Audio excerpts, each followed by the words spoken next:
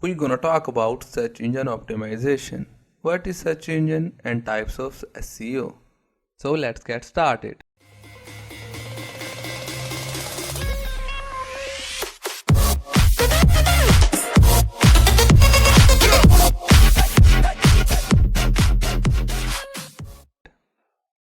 Welcome back. SEO, as the word describes, optimizing your web pages as per standards of your targeted search engine.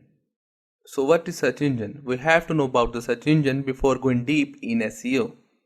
A search engine is used to find the information in the World Wide Web and displays the result at one place. Basically, search engine allows you to search any query or keyword and gives you accurate and relevant results which are very highly relevant to your queries. Let me show you practically. Here I am searching for Samsung mobile.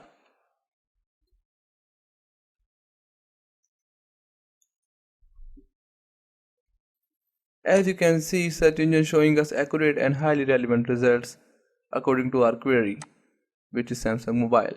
Instead of showing us other mobiles brand, he is showing us only Samsung mobile. Do you ever think how you are getting accurate results while searching on Google or other search engine? Yeah, by its algorithm.